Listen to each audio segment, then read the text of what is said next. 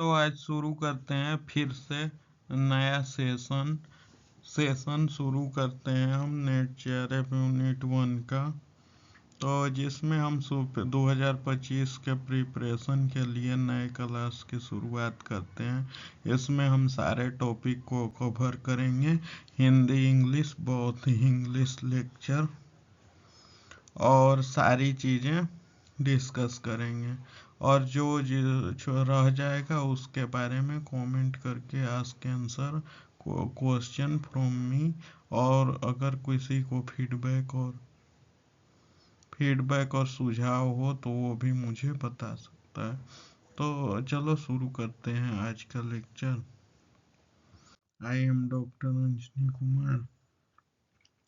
In era of technology, तकनीकी के युग में अपराधी तकनीकी का यूज करके अपराध कर रहे हैं। Criminals are committing crime by using technology, so it is most impossible to solve those types of crime without using science or technology.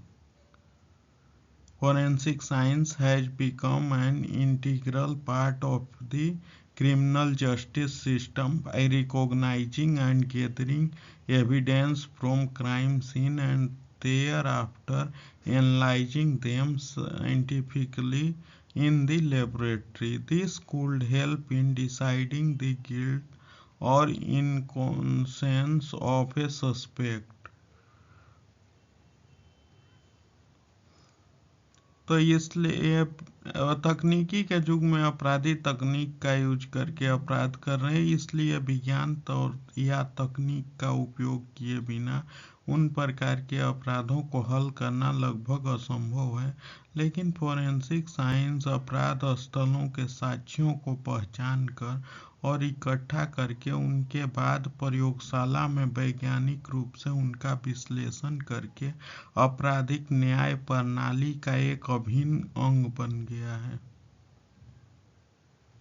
इससे किसी संदिग्ध को दोषी या निर्दोषित होने का फैसला करने में मदद मिल सकता है।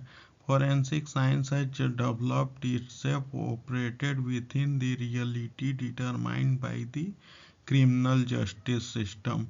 To maintain this relationship between forensic science and criminal justice system, communication is very important. The focus has been shifted from the quality to the quality and makes it possible for forensic scientists to answer honestly the questions that have been posed to him. Forensic science ने खुद को न्यायिक आपराधिक न्याय प्रणाली द्वारा निर्धारित वास्तविकता के भीतर काम करने के लिए विकसित किया है।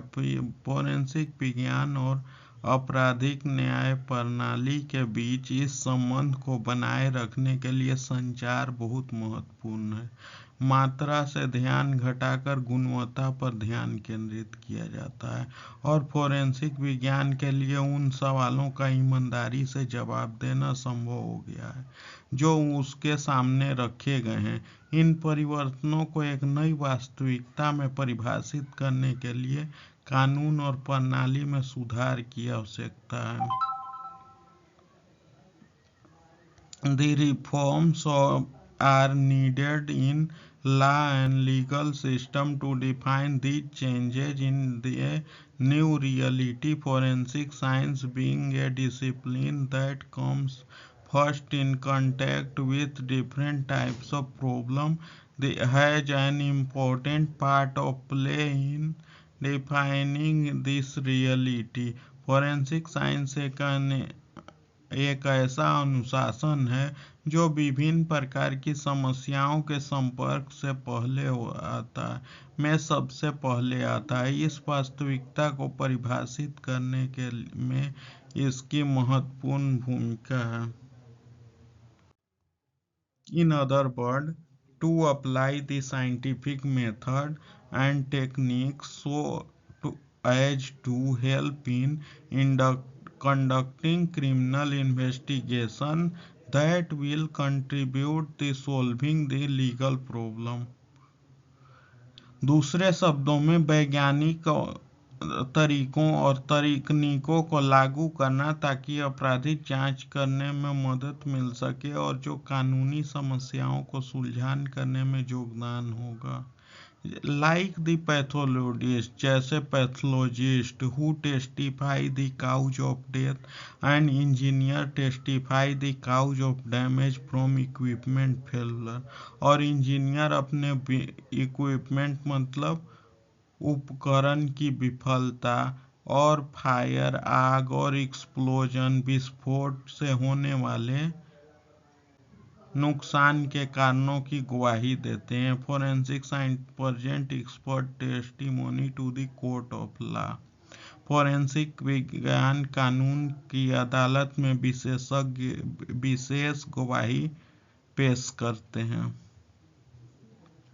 अब आगे बढ़ते हैं। Introduction to science. साइंस क्या है? साइंस क्या है?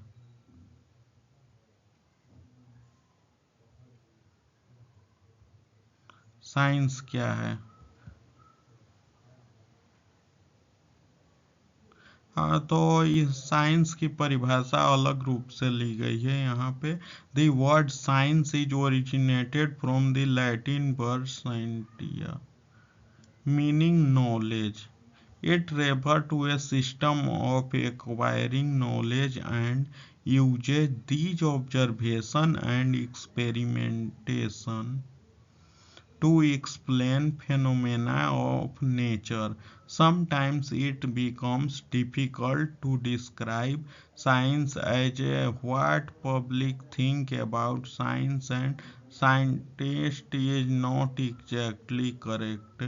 विज्ञान शब्द की उत्पत्ति लैटिन शब्द साइंटिया से है,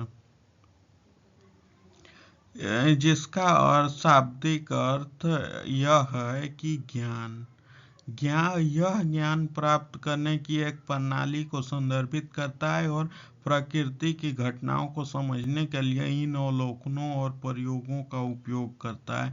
कभी कभी विज्ञान का वर्णन करना मुश्किल हो जाता है क्योंकि विज्ञान और वैज्ञानिक के बारे में जनता जो सोचती है वह बिल्कुल सही नहीं है। वैज्ञानिक के बारे में उनकी धारणा यह है कि वे ऐसे लोग हैं जो मानवता के लाभ के लिए कुछ खोजने या आविष्कार करने के लिए जटिल तकनीकों और यहाँ तक कि गुप्त साधनों का उपयोग करने में सक्षम है। Scientific experiments are supposed to yield result or conclusion which frame absolute truth, which is one of the prime objective of science. So science may be defined as area of human endeavor which try to establish and understand the connection among human phenomena with objects around us and the process that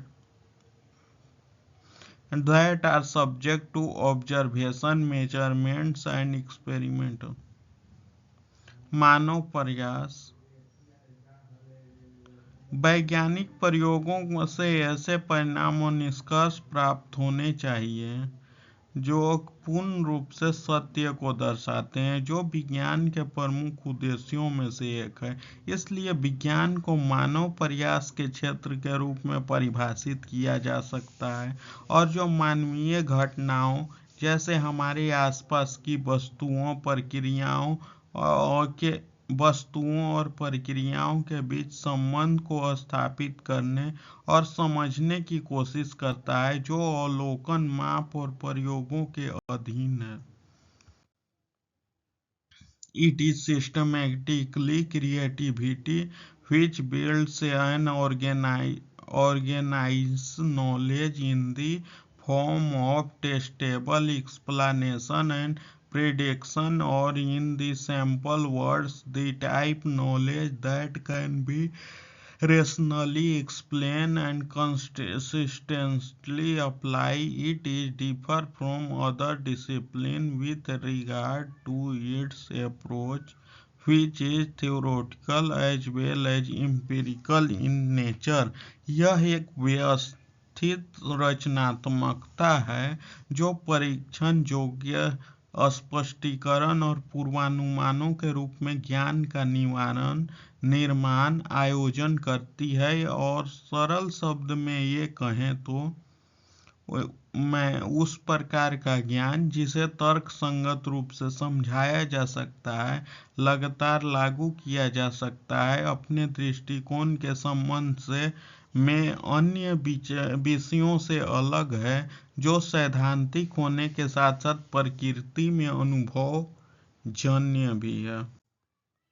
अब चलते हैं basic science. Basic science क्या है, मतलब general science क्या है, pure basic science. Basic science है, pure basic science are the different from applied science. यह डिफरेंट होता है। which are applicable of research to human requirements. Science communities have been debating on the following question for the last few decades about the worth of different types of science. It is valuable to pursue science for the sake or simplify gaining knowledge or क्या है, शुद्ध और मूल विज्ञान अनुप्रयुक्त विज्ञानों से भिन्न होते हैं।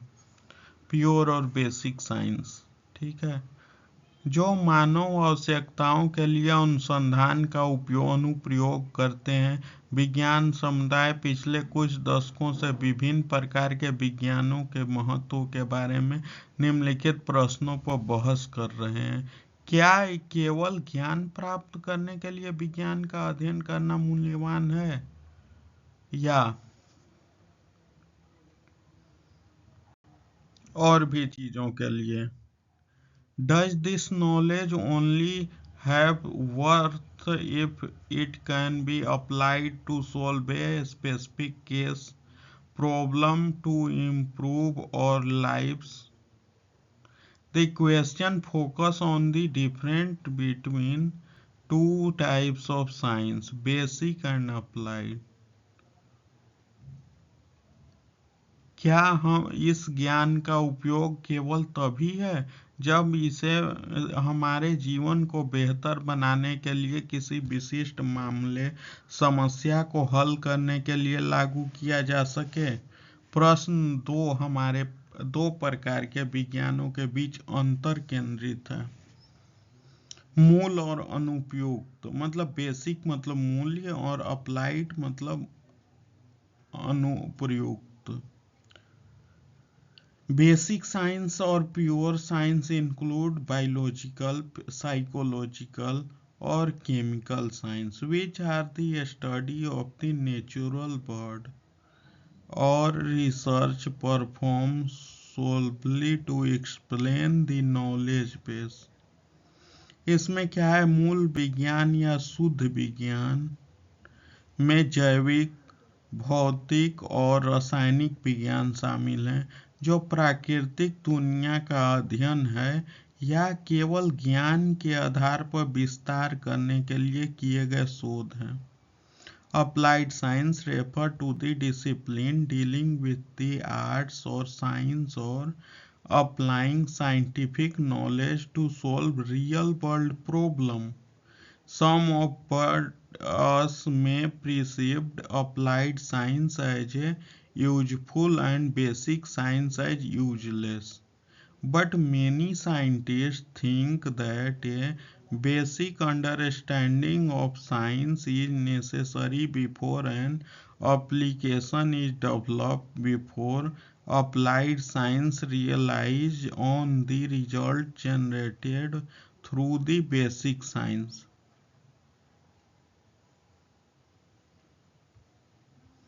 अनुप्रयुक्त विज्ञान, वास्तविक दुनिया की समस्याओं को हल करने के लिए वैज्ञानिक ज्ञान को लागू करने के लिए कला या विज्ञान से संबंधित विषयों को संदर्भित करता है।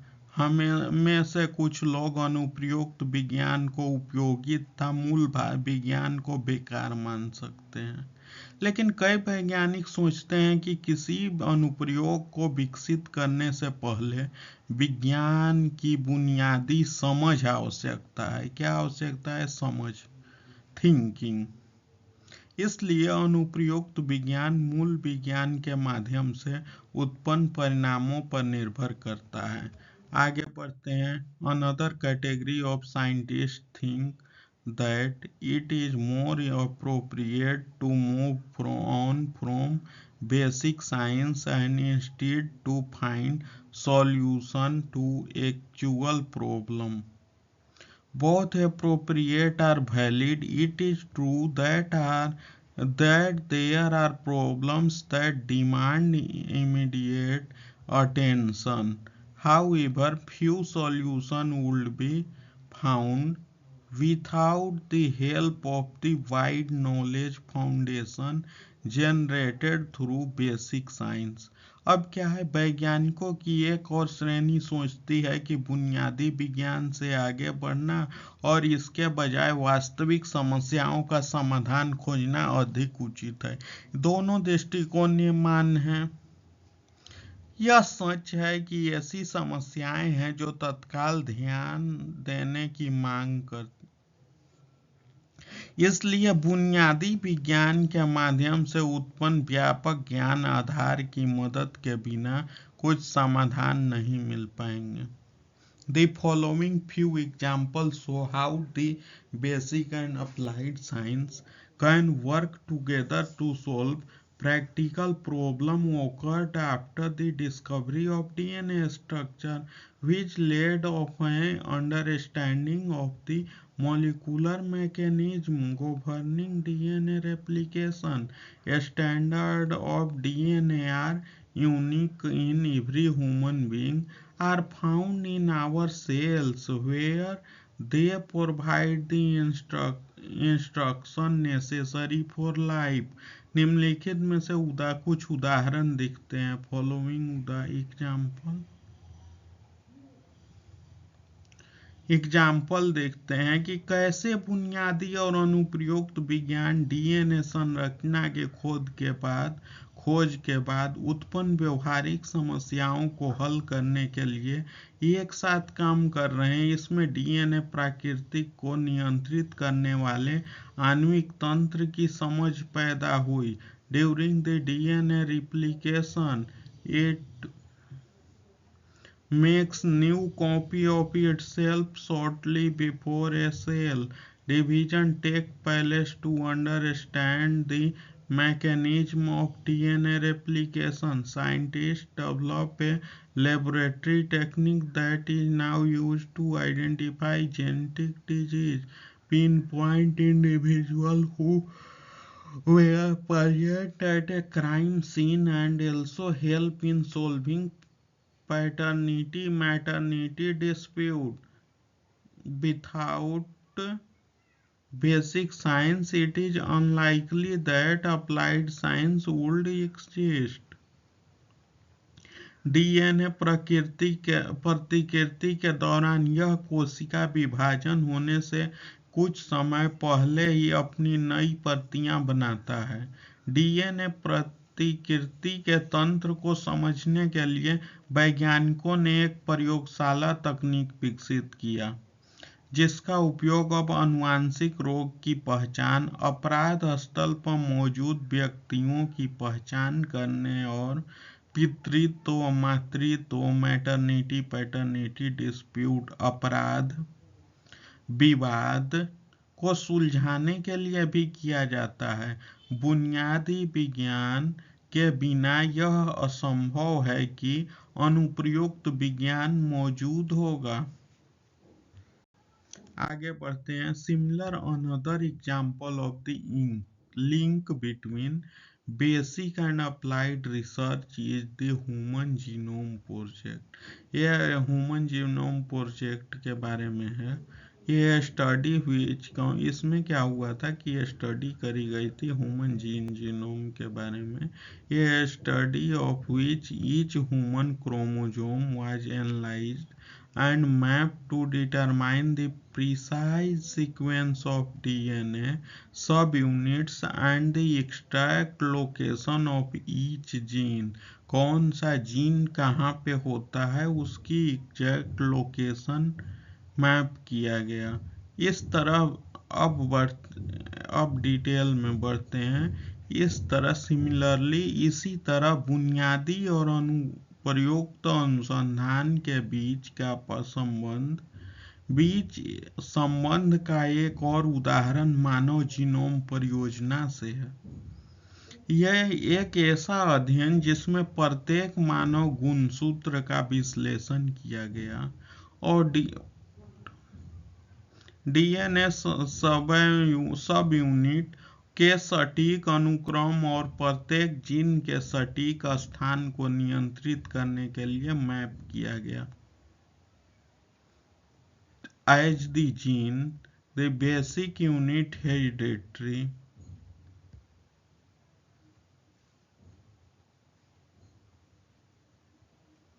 complete collection of gene of an individual is his or her genome।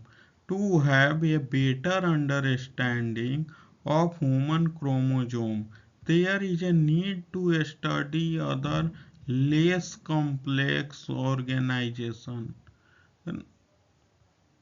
The Human Genome Project relies on basic research carried out with simple organization and later with the complex human genome।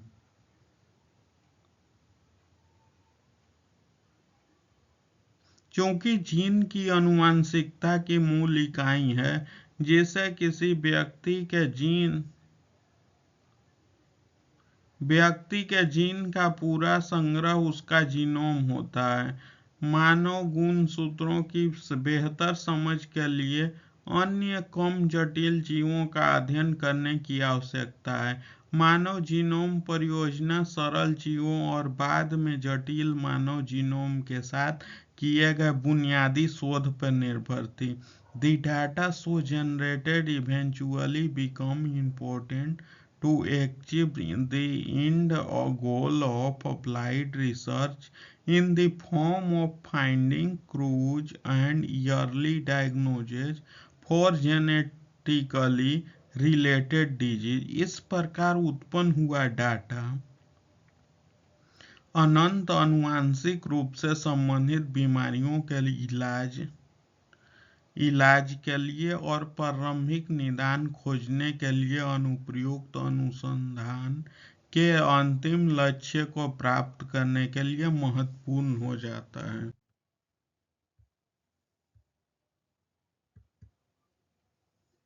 At the same time, साथ ही साथ कुछ time में there are difference between forensic science and basic science। The differences are attributed in the part of the fact that forensic science has some unique objective and in part to its continued and necessary interaction with the legal system in most scientific investigation of crime। Different forms of the scientific method has been used।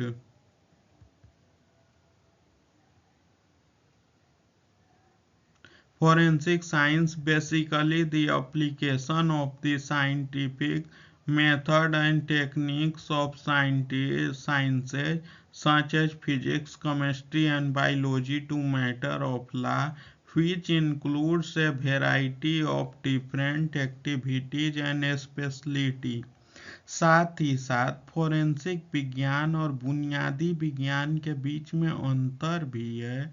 ये अंतर आंशिक रूप से इस तथ्य के कारण है कि फोरेंसिक विज्ञान के कुछ उद्देश्य अनूठे हैं और आंशिक रूप से कानूनी प्रणाली के साथ इसकी निरंतर और आवश्यक बातचीत के कारण अपराध की अधिकांश वैज्ञानिक जांच में वैज्ञानिक तरीकों के विभिन्न रूपों का उपयोग किया गया है। फोरेंसिक विज्ञान मूल रूप से भौतिकी, रसायन विज्ञान और जीव विज्ञान जैसे विज्ञानों के वैज्ञानिक तरीकों और तकनीकों का कानून के मामलों में अनुप्रयोग है, जिससे विभिन्न प्रकार की गतिविधियां और विशेषताएं शामिल हैं। अब द साइंटिफिक मेथड क्या है? To attain the truth. Scientific method का क्या मतलब है कि ट्रूथ मतलब हमें सत्य का पता लगाना है, सत्य की खोज करनी है। Is one of the basic aim of science. Science का यही एम होता है कि सत्य की खोज करी जाए। And थाउज one of the base of the using of the scientific methodology this ideal perhaps is difficult to achieve sometimes in actual practice। सत्य को प्राप्त करना विज्ञान का एक बुनियादी उद्देश्य है और इस प्रकार वैज्ञानिक पद्धति का उपयोग करने के लिए आधार में से एक है। इस आदर्श को वास्तविक व्यवहार में कभी कभी प्राप्त करना शायद मुश्किल होता है। वास्तव में विज्ञान प्राकृतिक घटनाओं से संबंधित है और यह मानव का वह क्षेत्र है जो अवलोकन, माप, प्रयोग और अधीन चीजों, पर्यावरणीय स्थिति और प्रक्रियाओं के संबंध को एकजुट करने और समझने की कोशिश करता है। Actually science is the concern with natural phenomena and is that area of human endeavor which try to unique and understand the connection of things, environmental condition and processes that are the subject of observation, measurement and experimentation। ठीक है। अब आया in addition. Science can be distinguished from other disciplines on the basis of the combined theoretical and empirical approaches which are usually called the scientific method। इसके अलावा विज्ञान को इसके संयुक्त सैद्धांतिक और अनुभवजन्य दृष्टिकोणों के आधार पर अन्य विषयों से अलग किया जा सकता है, जिसे आमतौर पर वैज्ञानिक पद्धति कहा जाता है। अब क्या है? The science method may be categorize as consisting of several separate steps in the form of theory, hypothesis, observation, collection of data, conjunction and testing। Most scientists do follow this general procedure। The significance of the observation made is considered conjecture until some sensible explanation consists with all the data a hypothesis is arrived at।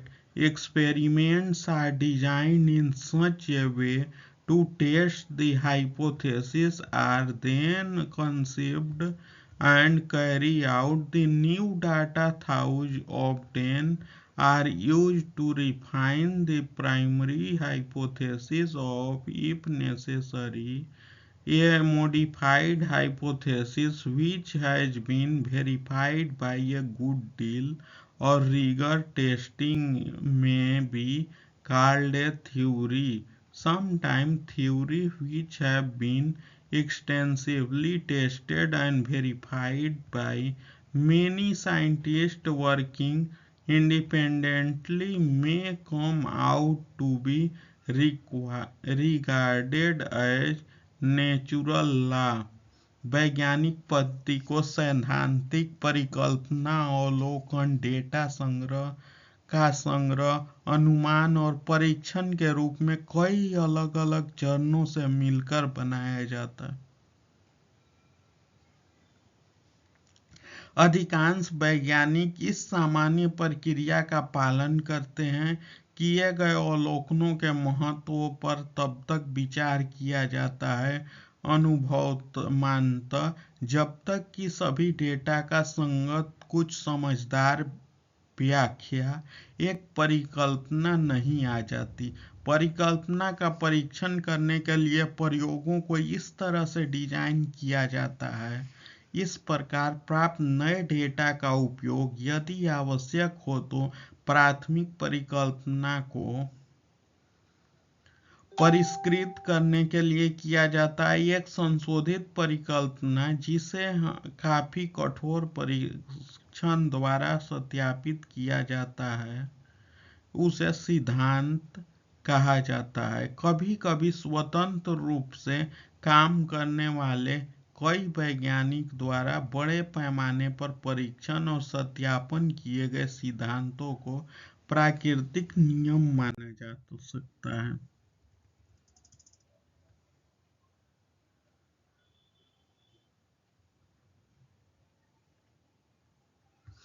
Forensic scientists engaged in reconstruction.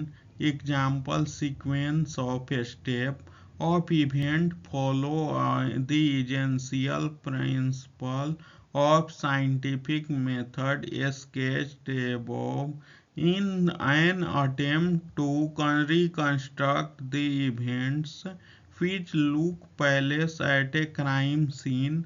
For example, the first step is careful observation and collection of all the known facts in the form of observations and clue materials.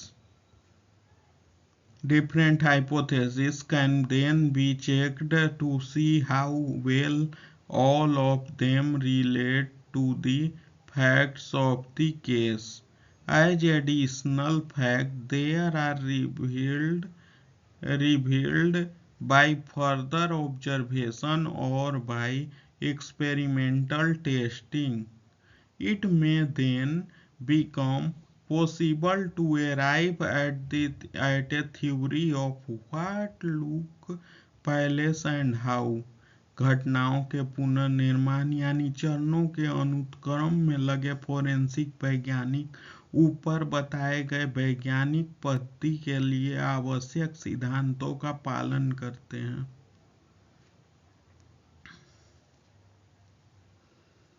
उदाहरण के लिए अपराध स्थल पर हुई घटनाओं के पुनर्निर्माण के प्रयास में क्राइम सीन रिकंस्ट्रक्शन। पहला कदम सावधानी पूर्वक अवलोकन, सावधानी पूर्वक देखना और अवलोकन में और सुराग सामग्री में सभी ज्ञात तथ्यों का संग्रह है। फिर विभिन्न परिकल्पनाओं की जांच की जाती है कि वे सभी मामले के तथ्यों में से कितनी अच्छी तरह संबंधित है। जैसे जैसे आगे के अवलोकन का या प्रायोगिक परीक्षण द्वारा अतिरिक्त तथ्य सामने आते हैं तब यह संभव हो सकता है कि क्या हुआ, कैसे हुआ, क्यों हुआ एंड कब हुआ आदि आदि टाइप के क्वेश्चन।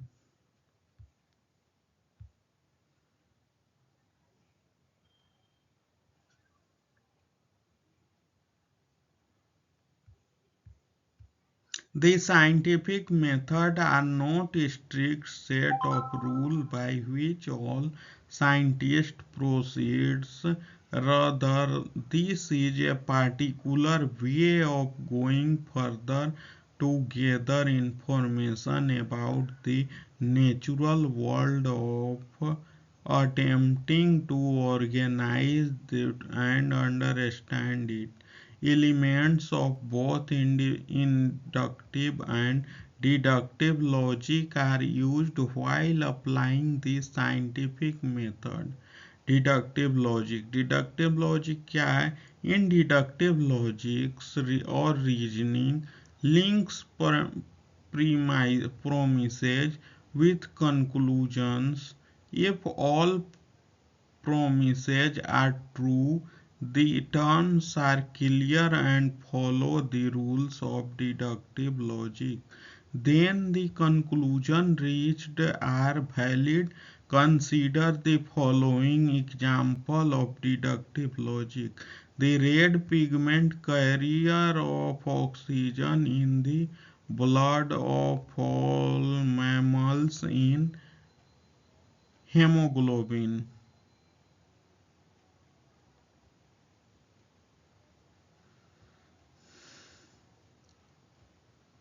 अब क्या है? द साइंटिफिक मेथड्स, हाँ, वैज्ञानिक विधियां नियमों का सख्त सेट नहीं है जिसके अनुसार सभी वैज्ञानिक आगे बढ़ते हैं, बल्कि एक प्राकृतिक दुनिया के बारे में जानकारी इकट्ठा करने और व्यवस्थित करने और समझने के का प्रयास करने का एक विशेष बेहतर तरीका है।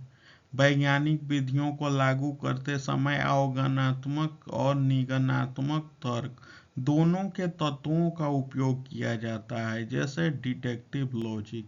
डिडक्टिव लॉजिक क्या है? निगमनात्मक तर्क। यह तर्क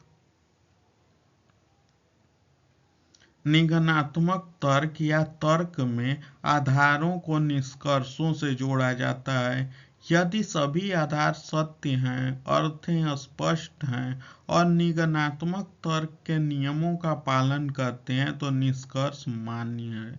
निगमनात्मक तर्क के निम्नलिखित उदाहरण पर विचार करें। सभी स्तनधारियों के रक्त में ऑक्सीजन का लाल वर्णक हीमोग्लोबिन है। अब दूसरा है निगमनात्मक तर्क। एज ह्यूमन आर मैमल्स, चूंकि मनुष्य स्तनधारी हैं, इसलिए therefore hemoglobin is present in the human blood. The conclusion है there is a logical consequence of the two promises. Mathematical proof are therefore examples of deductive reasoning logic. The conclusion is created on the facts present in the premises deductively. चूंकि मनुष्य स्तनधारी प्राणी है, इसलिए मानव रक्त में haemoglobin मौजूद होता है। यहाँ निष्कर्ष दो आधारों पर तार्किक परिणाम है, इसलिए गणितीय परिणाम निगमनात्मक तर्क के उदाहरण है। निष्कर्ष आधारों में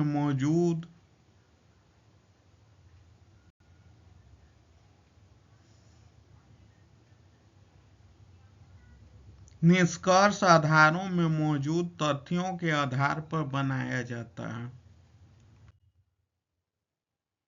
इंडक्टिव लॉजिक का क्या है? आगमनात्मक तर्क या आगमनात्मक तरीका, ये भी है, ठीक है। In the scientific experiment deductive logic world not be sufficient alone, it is also necessary to go beyond to the facts to draw conclusion that may have predictive value।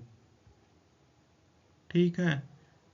आगमनात्मक तर्क में क्या है कि वैज्ञानिक प्रयोगों में निगमनात्मक तर्क अकेले पर्याप्त नहीं होता। तथ्यों से परे जाकर ऐसे निष्कर्ष निकालना भी आवश्यक है जिसका पूर्वानुमानात्मक मूल्य हो सकता है।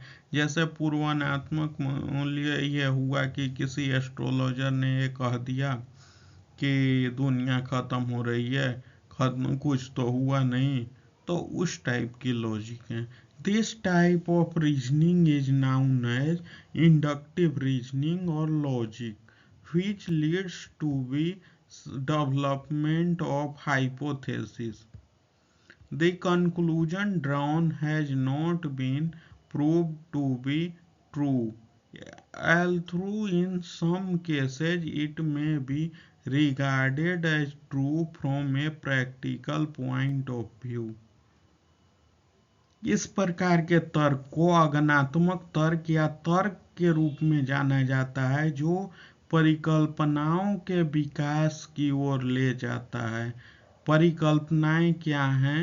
जो एक तरह का हाइपोथेसिस, जो परिकल्पना की ओर ले जाता है। निकाले गए निष्कर्ष मतलब कि कंक्लूजन को सत्य साबित नहीं किया गया है, हालांकि कुछ मामलों में इसे व्यवहारिक दृष्टिकोण से सत्य माना जा सकता है।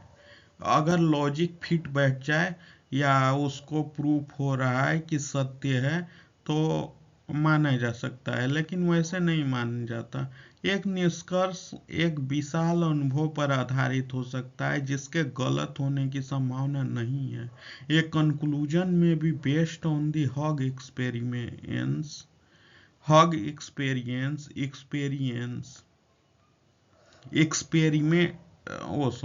A conclusion may be based on a hog experimental experience that is unlikely to be false. एक निष्कर्ष का विशाल अनुभव पे आधारित हो सकता है जिसके एक्सपेरिमेंटल एक्सपीरियंस गलत होने की संभावना नहीं है। जिसने एक्सपेरिमेंटल एक्सपेरिमेंट किया है उसमें भी हाँ अपवाद कुछ केसेज हैं जिनमें एक्सपेरिमेंटल एक्सपेरिमेंट्स भी गलत हो सकता है 1% मामले में।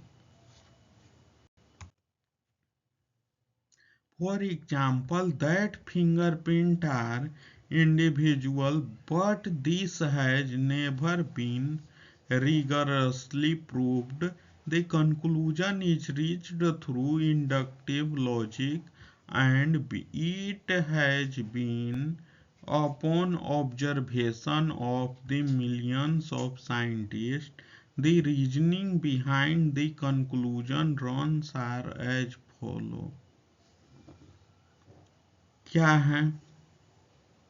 10 of thousands of fingerprint has been collected. 10 of thousand 10,000, 10 of thousand मतलब 10,000 of fingerprint has been collected and cataloged in national file. Thus far no two people have been found to have the same fingerprint. Therefore fingerprint are probably individual. अब दूसरा क्या है? Reason. In order to prove this conclusion rigorously by deductive logic, it would be necessary to compare the fingerprint of every person living on this planet Earth. If two sets were found to be matched, then the conclusion reached would be inductively false. अब क्या है? उदाहरण के लिए अंगुलियों के निशान व्यक्तित्व होते हैं। For example fingerprint are individual. हर एक आदमी की अलग पहचान होती है। अंगुलियां हाथ से लेके पैरों की अंगुलियों के फिंगरप्रिंट्स डिफरेंट होते हैं। हमारे पास टोटल 20 पैटर्न की अंगुलियां होती हैं, लेकिन इसे कभी भी सख्ती से साबित नहीं किया गया है। यह निष्कर्ष अगनात्मक तर्क के माध्यम से प्राप्त किया गया है, किसी लॉजिक के तरीके से, और यह लाखों वैज्ञानिकों के अवलोकन पर आधारित है। निष्कर्ष के पीछे तर्क इस प्रकार है। 10 of thousand मतलब 10, 10 मीन्स 10 और 1000 मतलब 1000। 10,000 ऑफ फिंगरप्रिंट, 10,000 फिंगरप्रिंट एकत्र किए गए और राष्ट्रीय फाइलों को में सूचीबद्ध किए गए। अब तक किसी भी दो लोगों के फिंगरप्रिंट एक जैसे नहीं पाए गए। That is the logic. अब तक किसी भी दो लोगों के फिंगरप्रिंट नहीं पाए गए, इसलिए फिंगरप्रिंट संभवतः व्यक्तिगत है, इसमें संभव किया गया। लेकिन इन मॉडर्न ईरा यह कहा गया है कि जब वैज्ञानिकों को ये पता चली कि हर एक इंसान के फिंगरप्रिंट अलग अलग होते हैं, जैसे कि पीछे बना हुआ ये हमारा फिंगरप्रिंट, ये फिंगरप्रिंट जिसका है, ये फिंगरप्रिंट उसका ही है, उससे किसी और का मैच नहीं हो सकता। पैटर्न सेम हो सकते हैं, लेकिन जो कटिंग डेल्टा और फॉर्मेशन है वो सब सेम नहीं हो सकते, बिल्कुल भी नहीं होते। हजारों लाखों रिसर्च किए गए, फिंगरप्रिंट डाटा ब्यूरो में भी डाटा कलेक्ट किया गया, तो पता चला ये कि हर एक इंसान का फिंगरप्रिंट अलग होते हैं, हाथ के अलग, पैर के अलग, और किसी का किसी से भी मैच नहीं होता। जैसे कि डीएनए का भी सेम कंडीशन है, हर एक इंसान का डीएनए डिफरेंट डिफरेंट होते हैं। That is naturally, that is made by the, कहते हैं कि that this is the God gifted.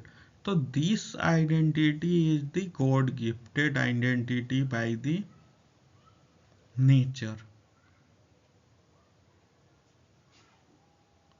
अब क्या है, in order to prove this conclusion rigorously, इस निष्कर्ष को निगमनात्मक तर्क द्वारा सख्ती से साबित करने के लिए इस ग्रह पृथ्वी पर रहने वाले व्यक्ति के फिंगरप्रिंट की तुलना करना आवश्यक होगा। यदि दो सेट मेल खाते हैं तो निष्कर्ष अगनात्मक रूप से गलत होगा। यह लॉजिक पुराने तथ्यों पर है और अब के लॉजिक से मैच नहीं करेगा, क्योंकि अब ट्रूथ की खोज हो चुकी। जिस टाइम पे लॉजिक ये था उस टाइम पे था, अब अलग ही लॉजिक है। तो ठीक है, आगे पढ़ते हैं। Since it would be impossible to conduct the examination of every person fingerprint living on the earth, या कह सकते हैं कि सिलेबस अपडेटेड नहीं है, ये भी कह सकते हैं। वी मस्ट बी सेटिस्फाइड और self with the conclusion reached inductively by extrapolation from inadequate experience with the few million examples throughout to act as a representative। चूंकि पृथ्वी पर हम लोग रहते हैं, पृथ्वीवासी हैं, पृथ्वी ग्रहवासी हैं, तो पृथ्वी पर रहने वाले प्रत्येक व्यक्ति के फिंगरप्रिंट की जांच करना असंभव होगा। क्यों असंभव होगा? अब तो असंभव नहीं रह गया। अब फिंगरप्रिंट की जांच करने के लिए आधार कार्ड लॉन्च कर दिए गए। सारी प्रजाति के मनुष्य जो भी हैं उन सबके आधार कार्ड हो गए, फिंगरप्रिंट ब्यूरो बन गया। तो ये उस जमाने की बात चल रही है जो कुछ वर्षों पहले, कुछ शताब्दी पहले की है। इसलिए हमें अपर्याप्त अनुभव से कुछ मिलियन उदाहरणों के साथ अनुमान लगाकर औगनात्मक रूप से प्राप्त किया गया निष्कर्ष से संतुष्ट होना चाहिए। Even though the inductive conclusion has not been rigorously proved, it seems quite unlikely that it is false. It is therefore will be probable conclusion. Such conclusion may be drawn from analogies or informed conjecture which is based upon a large amount of representative data। To be useful practically, it is required only that the exhortation to be correct most of the time. क्या है? भले ही योगात्मक निष्कर्ष को कठोरता से साबित नहीं किया गया, लेकिन ऐसा लगता है कि यह शब्द गलत नहीं है, इसलिए यह संभावित निष्कर्ष होगा। ऐसे निष्कर्ष सादृश्य या सूचित अनुमान से निकाले जा सकते हैं जो बड़ी मात्रा में प्रतिनिधि डेटा पर आधारित होते हैं। व्यवहारिक रूप से उपयोगी होने के लिए केवल यह आवश्यक है कि अधिकांश समय सही साबित हो। ठीक है, अब आगे बढ़ते हैं। हाइपोथेसिस। हाइपोथेसिस क्या है? Science begin simply with inquisitiveness about some of the natural phenomena. Then a scientist make observation of the phenomena and formalize an educated guess to clarify the observation made. This guess is called hypothesis, and its plural is hypothesis. Hypothesis ये क्या है कि हाँ, subject है एक research methodology, उसमें जो hypothesis होता है वो वाली हाइपोथेसिस है, जिसमें ये कहा गया है कि विज्ञान की शुरुआत बस कुछ शुरुआती विज्ञान के अनुभव के बारे में कहा गया है। अब आगे बढ़ते हैं। Since the hypothesis describe as an explanation of some of these phenomena and made it possible to make some prediction based upon on it in order to be within the jurisdiction of science. A hypothesis must be able to create forecast which can be tested with scientific experiment. अब क्या है? विज्ञान की शुरुआत बस कुछ प्राकृतिक घटनाओं के बारे में जिज्ञासा से होती है। जैसे कि छोटे बच्चे होते हैं, वो हजारों चीज़ों का क्वेश्चन करते हैं, ये क्या है, या कोई नया चीज़ देखते हैं तो ये क्या है, वो क्या है, ये क्या है, इसको क्या किया जाता है, खाया जाता है। जैसे कि एक छोटा बच्चा ने पेन नहीं देखा, ठीक है, वो पेन देखेगा, पूछेगा घर वालों से कि ये क्या चीज़ है, क्या है, क्या यूजेज है, खुलता कैसे है, इसमें होता क्या चीज़ें हैं, इस टाइप से पूछता है। तो उसी टाइप से ये वर्ड जिज्ञासा उसमें होती है कि इसका यूज क्या है, जानने की जिज्ञासा। फिर एक वैज्ञानिक इस घटना पर अवलोकन करता है कि किए गए अवलोकनों को स्पष्ट करने के लिए एक शिक्षित अनुमान तैयार कराता है। इस अनुमान को परिकल्पना कहा जाता है। परिकल्पना मीन्स सोच, और इसका बहुवचन परिकल्पना है।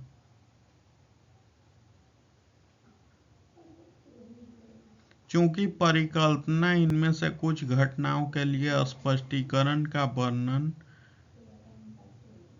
करती है और इसके आधार पर कुछ भविष्यवाणियां करना संभव बनाती है, विज्ञान और अधिकार क्षेत्र में होने के लिए एक परिकल्पना को पूर्वानुमान बनाने में सक्षम होना चाहिए, जिसे वैज्ञानिक प्रयोगों के साथ परखा जाए। जैसे पूर्वानुमान मतलब क्या होता है? जैसे मौसम का पूर्वानुमान जो लगाया जाता है, साइंटिस्ट लोग लगाते हैं, जैसे आज बारिश होने वाली है, मौसम साफ रहेगा, या 24 घंटे 48 घंटे के मौसम का पूर्वानुमान मौसम साफ रहेगा, अंधेरा छाया रहेगा, जाड़े के दिन है तो कोहरे छाए रहेंगे, इस टाइप का पूर्वानुमान।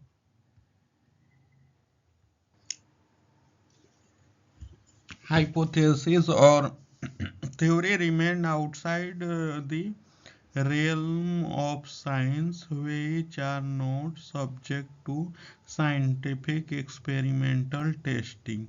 But those which can be tested with scientific experiments, the truth of their prediction are called scientific hypothesis. Scientific hypothesis क्या है? हाइपोथेसिस और थ्योरी, परिकल्पनाएं या सिद्धांत। परिकल्पनाएं जैसे कि कुछ चीजें जो कि बनने से पहले सोचा जाता है कि इस टाइप का होना चाहिए, उस टाइप का होना चाहिए, ये है वो है। थ्योरीज, कुछ थ्योरी, सिद्धांत जो कि दायरे से बाहर रहते हैं, जो वैज्ञानिक प्रयोगात्मक परीक्षण के अधीन नहीं होते, लेकिन ये परिकल्पनाएं या सिद्धांत जिनकी भविष्यवाणियों की सत्यता वैज्ञानिक प्रयोगों से जांची जा सकती है, उन्हें वैज्ञानिक परिकल्पनाएं कहते हैं।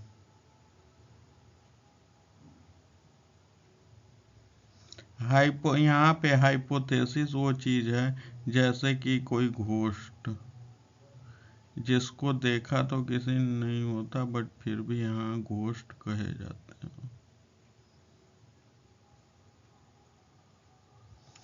ट्रू हाइपोथेसिस, ट्रू हाइपोथेसिस क्या है? ये एक हाइपोथेसिस है, सच्ची परिकल्पना। जैसे कि एग्जाम्पल लेते हैं कि आज मैं विमान से उड़ूंगा, तो विमान से जाएगा, टिकट कटाएगा, फिर तभी तो उड़ूंगा। तो ऑलवेज प्रोड्यूस ट्रू प्रेडिक्शन, सही प्रेडिक्शन करती हैं। जैसे एस्ट्रोलॉजी कभी कभी होती है, कभी कभी गलत भी होती है, ऐसा कुछ नहीं है। The distress is that false hypothesis can also sometimes yield true or false prediction as well.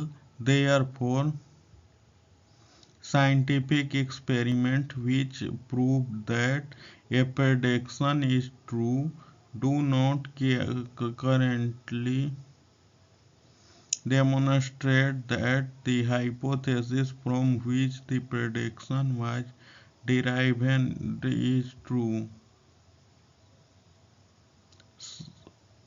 They just lend a support to the hypothesis. अब क्या है? सच्ची परिकल्पनाएं, ट्रू हाइपोथेसिस हमेशा सच्ची भविष्यवाणियां देती हैं। जैसे कि अभी कैसा मौसम है, कुछ देर बाद कैसा मौसम रहेगा वाला। कभी कभी मौसम अपने आप चेंज हो जाता है, तो वो भी कभी कभी सच्चाई नहीं रहता, लेकिन हाँ फिर भी दिया जाता है। असलियत में तो कोई सच्चा में बता ही नहीं सकता कि अभी मौसम है, आंधी आ सकती है, तूफान आ सकता है, कोई depend the nature of the environment.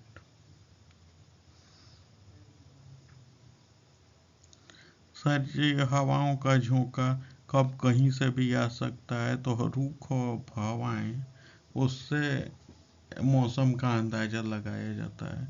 लेकिन वो that is not exactly, but हाँ साइंटिस्ट तो पता लगाते हैं, इन फ्यूचर प्रेडिक्शन भी किए जाते हैं। सच्ची परिकल्पनाएं हमेशा सच्ची भविष्यवाणियां होती हैं। दुख की बात यह है कि झूठी परिकल्पनाएं कभी कभी सच्ची और झूठी भविष्यवाणियां भी दे सकती हैं।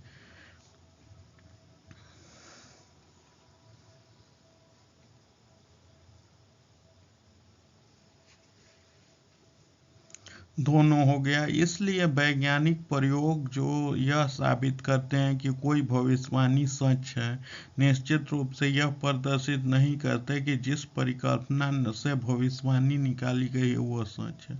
वे केवल परिकल्पनाओं को समर्थन देते हैं। कि क्या थिंकिंग है। अब क्या है, the scientific experiment which scientist conduct to test any hypothesis. Hypotheses are planned to be controlled so that there should be only one variable at time. In routine, mostly it is not possible to construct an experiment with absolute certainty in which only one parameter is variable.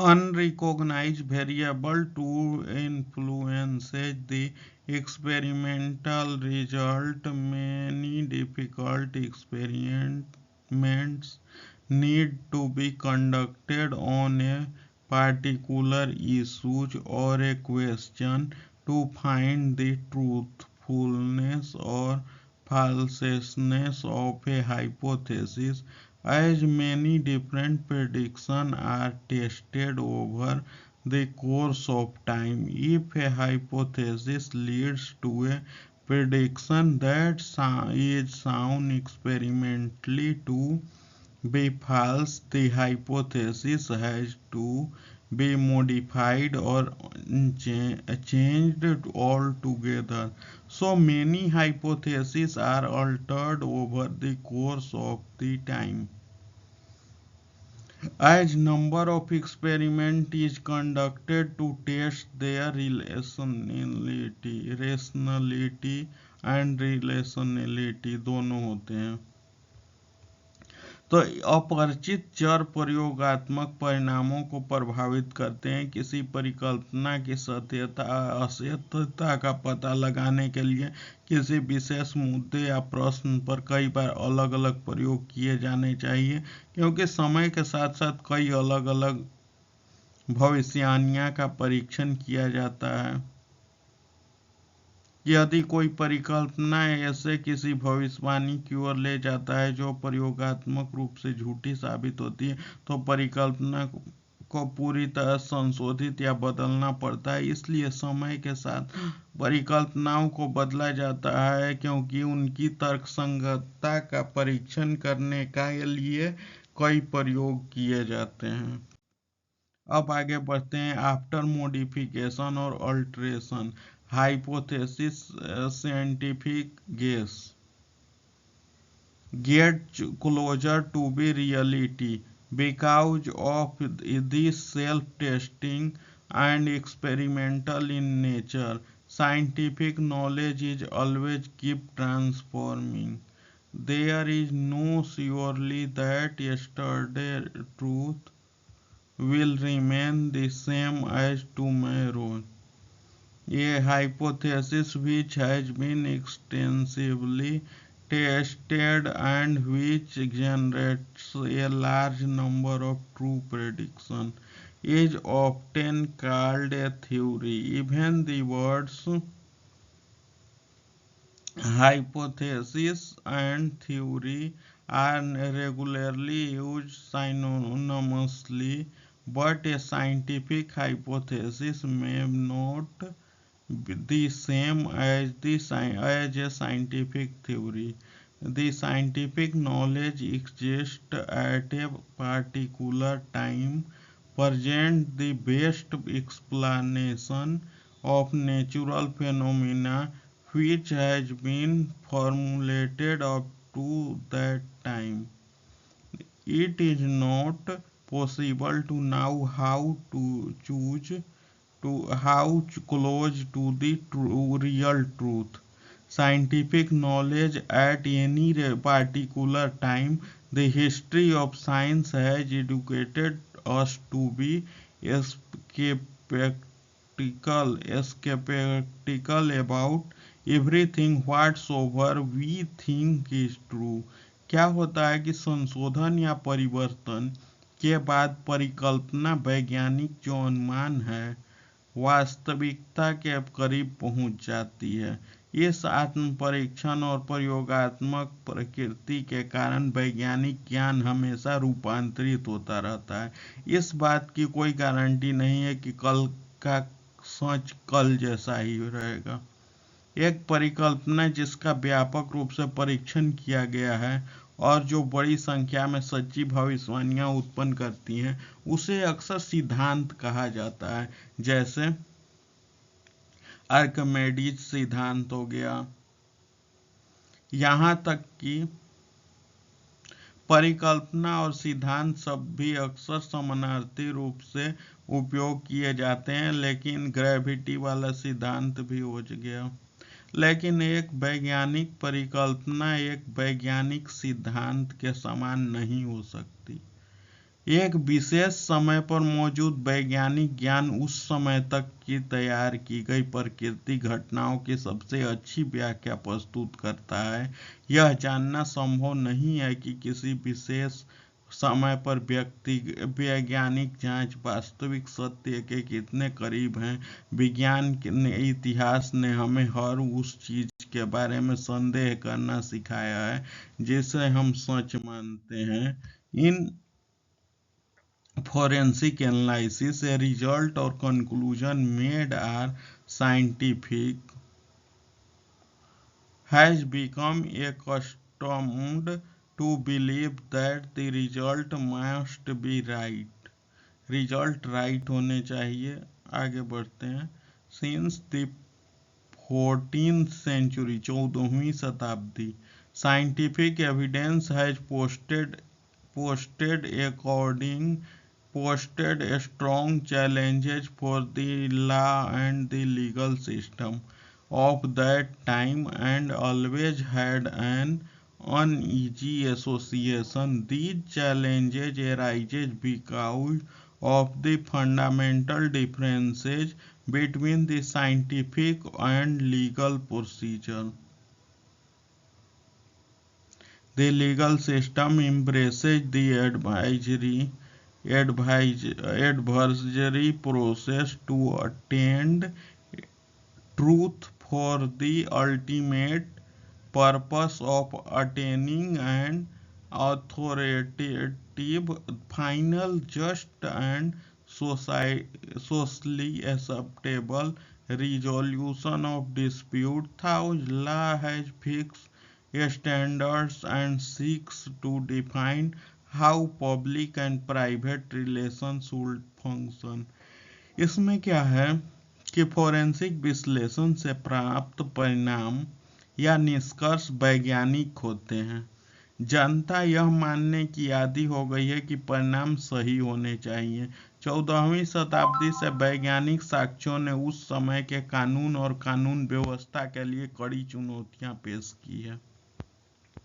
हमेशा एक असहज संबंध रहा है। ये चुनौतियां वैज्ञानिक और कानूनी प्रक्रियाओं के बीच मूलभूत अंतरों के कारण उत्पन्न होती हैं। कानूनी प्रणाली विवादों के आधिकारिक, अंतिम, न्यायसंगत और सामाजिक रूप से स्वीकार्य समाधान प्राप्त करने के अंतिम उद्देश्य के लिए सत्य प्राप्त करने के लिए प्रतिकूल प्रक्रिया को अपनाती हैं। इस प्रकार कानून ने मानक तय किए हैं और यह परिभाषित करने का प्रयास किया है कि सार्वजनिक और निजी संबंधों को कैसे काम करना चाहिए।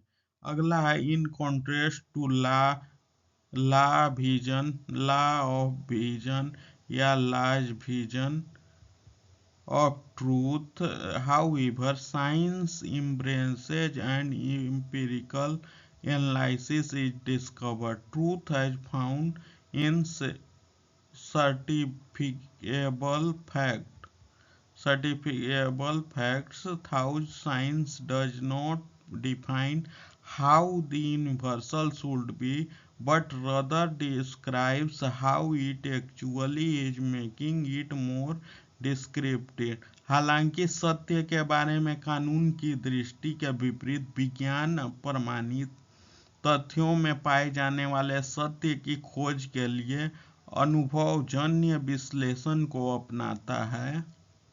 इस प्रकार विज्ञान यह परिभाषित नहीं करता कि ब्रह्मांड कैसा होना चाहिए, how the universe should be, ब्रह्मांड कैसा होना चाहिए, बल्कि यह बताता है कि यह वास्तव में कैसा है, जिससे यह अधिक वर्णनात्मक हो जाता है। अब क्या है लॉ एंड फोरेंसिक साइंस, क्या क्या लॉ है और फोरेंसिक साइंस क्या है। लॉ एंड फोरेंसिक साइंस क्या है। During any crime scene investigation, crime investigation और case investigation, the evidence are collected from a crime scene, analyzed scientifically in the forensic science laboratory according to the requirement of the investigation, and reports are presented in the court of law। किसी भी अपराध की जांच के दौरान अपराध स्थल से साक्ष्य एकत्रित किए जाते हैं। जांच की आवश्यकताओं के अनुसार फोरेंसिक विज्ञान प्रयोगशाला में वैज्ञानिक रूप से उनका विश्लेषण किया जाता है। गवर्नमेंट या प्राइवेट जो भी है, विश्लेषण किया जाता है और रिपोर्ट उनकी अदालत में पेश की जाती है, और जरूरत पड़े तो वो अदालत में एज ए एक्सपर्ट ओपिनियन देने के लिए, गवाही देने के लिए जाना पड़ता है। Each crime scene is unique, हर एक क्राइम सीन यूनिक होता है। जैसे इंडोर का हो गया, आउटडोर का हो गया, आगे बढ़ेंगे तो आगे आगे इंडोर हो गया, आउटडोर हो गया, हर एक क्राइम सीन अलग अलग होता है, अलग अलग डिफाइन किया जाता है, अलग अलग टाइप का होता है, अलग अलग कैटेगरी का होता है। And each case present varied T of challenges, varied challenges, variety of challenges in the laboratory। complex cases में some involve multiple forensic experts have different in background in biology, physics, forensic physics, biology, forensic biology and forensic chemistry and the other disciplines। प्रत्येक अपराध स्थल एक अद्वितीय होता है और प्रत्येक मामला विभिन्न चुनौतियों को प्रस्तुत करता है। प्रयोगशाला में जटिल मामले में कभी कभी जीव विज्ञान, forensic biology, forensic physics, forensic chemistry, भौतिक नॉर्मल विज्ञान, नॉर्मल फिजिक्स और नॉर्मल भी यूज किए जाते हैं with mixing of the discipline.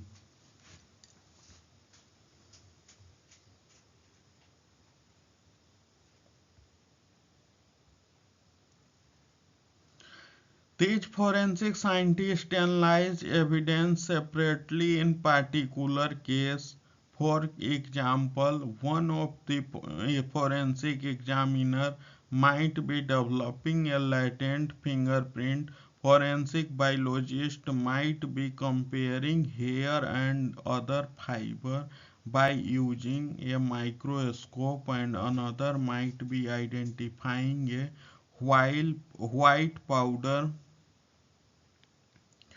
that was collected from the scene of crime। क्या होता है व्हाइट पाउडर कब मिलता है, जब गन पाउडर का केस हो, गोलियां चली हो। तो यह फोरेंसिक वैज्ञानिक किसी विशेष मामले में साक्ष्य का अलग अलग विश्लेषण करते हैं। अलग अलग साक्ष्य का अलग अलग विश्लेषण हो गया, जैसे कि बायोलॉजिकल सिंपल बायोलॉजी वाले फील्ड में फोरेंसिक बायोलॉजी डिपार्टमेंट में जाएगा। फिजिक्स एंड बैलिस्टिक जो है वो फिजिक्स एंड बैलिस्टिक डिपार्टमेंट में जाएगा। और केमिस्ट्री है तो फोरेंसिक केमिस्ट्री वाले डिपार्टमेंट में जाएगा, जैसे केमिकल से रिलेटेड चीज़ें हैं। और अगर उससे रिलेटेड भी हैं तो that going to normal chemistry reason.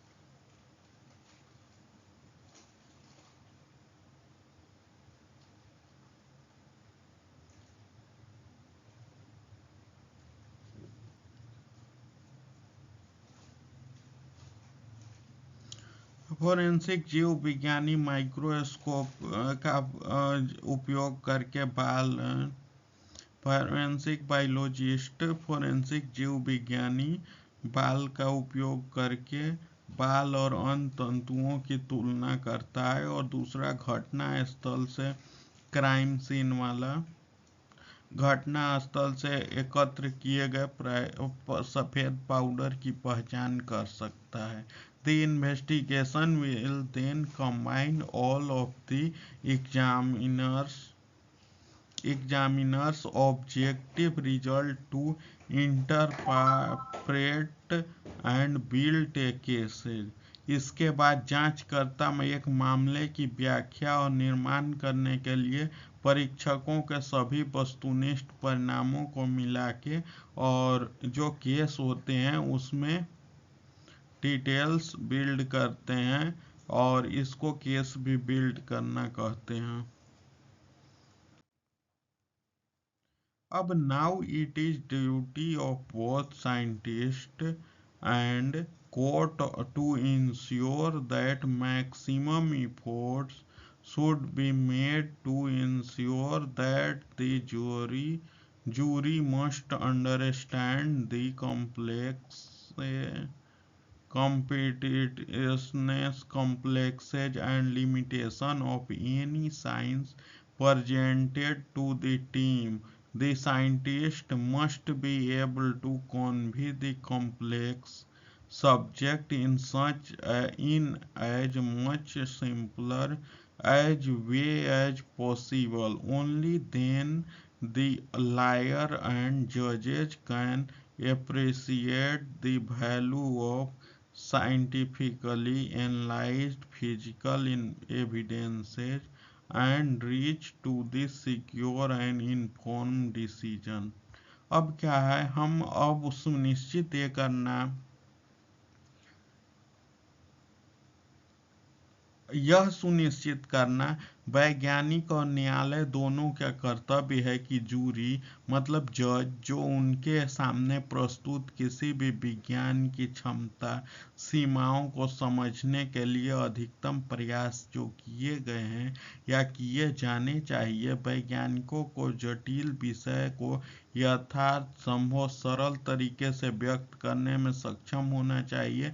जैसे हिंदी लिखा जाता है जनरली केसेज में, एकदम सरल हिंदी, जो थोड़ी पढ़ने में दिक्कत होती है बट उसी हिंदी में लिखा है। जैसे एक फटे कपड़े का एक पुलिंदा, ऐसे किसी ने फांसी लगा लिया तो उसको ऐसे लिखते हैं कि कपड़े का एक पुलिंदा जिसमें एक मृतक व्यक्ति जिसकी लाश मार्किंग एज इस एविडेंस पाया गया है, वो ये है इस टाइप से।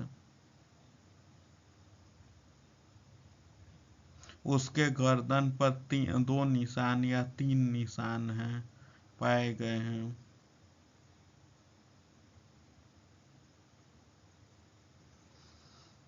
समझने के लिए अधिकतम प्रयास किए जाने चाहिए। वैज्ञानिक को जटिल विषय को यथावत संभव सरल तरीके से व्यक्त करने में असक्षम होना चाहिए, मतलब सरल तरीके से समझाना, जज को समझाने में सक्षम होना चाहिए। तभी वकील और न्यायाधीश वैज्ञानिक रूप से विश्लेषित भौतिक साक्ष्यों के मूल्य की सराहना कर सकते हैं, और भौतिक साक्ष्यों का मूल्य जब तभी सही होगा तो सही डिसीजन होगा, और जज जो हैं वो सही सजा सुना सकते हैं और ये एक और सुनिश्चित निर्णय पर पहुंच सकते हैं। हाँ, वही इन्फॉर्म्ड डिसीजन। आगे बढ़ते हैं। लॉ एंड लीगल सिस्टम, ये क्या है? When we have to live together and interested in the formation of society, disputed are inevitable. To resolve these issues, perhaps we need to have a framework of code of conduct to maintain our relationship with others event from primitive times. History has been logged with accounts of different codes or law. In the history of law, in many societies, we can discern the same evolution taking place moreover in the same sequence. Table 1. For conducting human affairs, people were regulating their affairs and relationships in a rather systematic manner by designing law and legal systems which are based either on their religion or purely secular. इसमें क्या है, secular मतलब धर्म निरपेक्ष होता है। तो जब हमें एक साथ रहना हो और समाज के निर्माण में रुचि हो तो विवाद परिहार्य है। यही कहा गया है हिंदी में मुहावरा में, दो बर्तन लाइव टुगेदर, दो बर्तन एक साथ होते हैं तो टक्कर खाते, मतलब टकराते ही रहते हैं। इन मुकदमों को हल करने के लिए शायद हमें दूसरों के साथ अपने संबंध को बनाए रखने के लिए आचार संहिता के रूपरेख की आवश्यकता है। आदिम काल से ही इतिहास में भिन्न संहिताओं या कानून का लेखा जोखा दर्ज है। पुराने जमाने से कई समाज में कानून के इतिहास में हम एक ही क्रम में एक ही विकास को देख सकते हैं। टेबल 1 में, जैसे कि मानवीय मामलों के संचालन के लिए लोग अपने मामलों और रिश्तों को एक व्यवस्थित तरीके से कानून और कानून प्रणाली बनाकर नियंत्रित कर रहे थे, जो या तो उनके धर्म पर आधारित थे या पूरी तरह से धर्मनिरपेक्ष थे। अब आगे बढ़ते हैं। ये जो टेबल है हमारा, क्या है? Table 1 showing sequence of historical evaluation of law in various society। तो फर्स्ट टाइम में क्या हुआ था? People live in family unit with ruled by patriarch. Second, a patriarchal sovereign who is usually heroic issue rulings in individual cases after the fact। Third क्या है?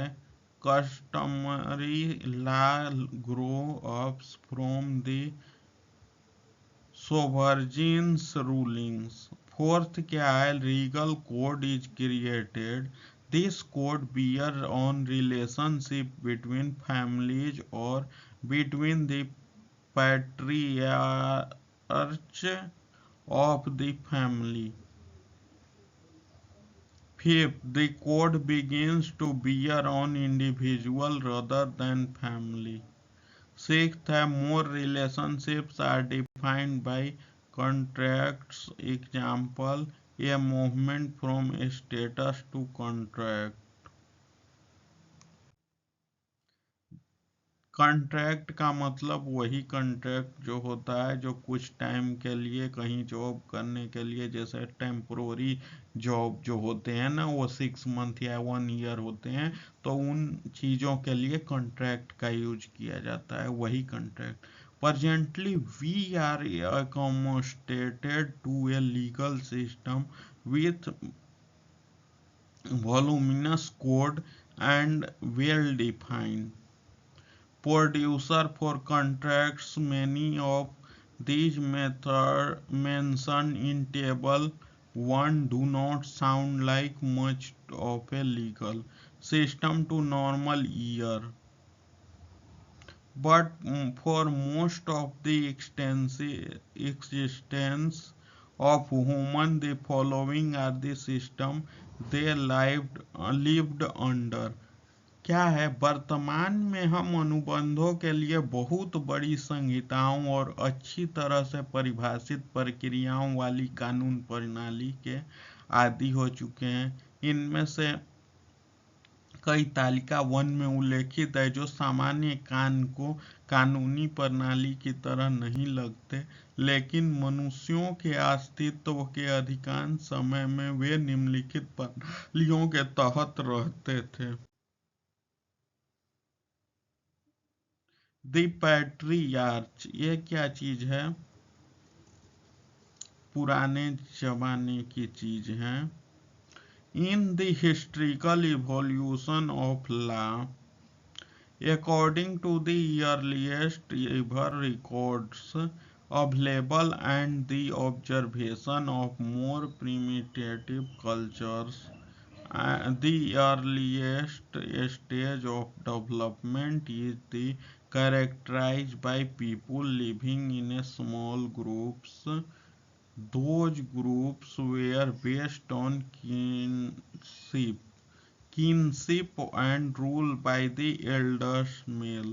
पहले क्या जमाना में कानून के इतिहास में ऐतिहासिक विकास में उपलब्ध सबसे पुराने अभिलेखों और अधिक आदिम संस्कृतियों के अवलोकन के अनुसार विकास के शुरुआती चरण में लोग छोटे समूह में रहते थे, जैसा कि 5 के टुकड़ा, 20 का टुकड़ा, एक जगह। ये समूह रिश्तेदारी पे आधारित थे, आसपास रिश्तेदार रहते थे और सबसे बड़े पुरुष द्वारा शासित थे।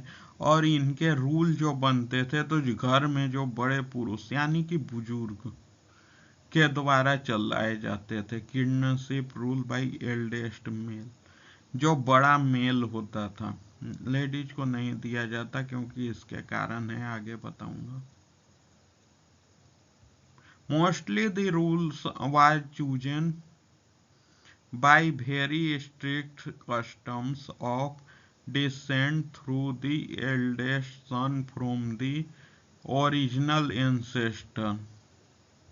Often this rule was quite complex and always includes property, earnings and contract.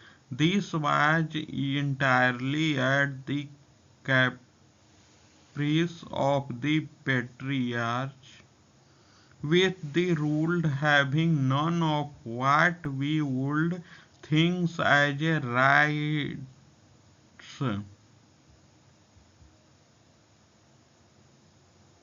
but it is a customary responsibility of a patriarch to provide for his family.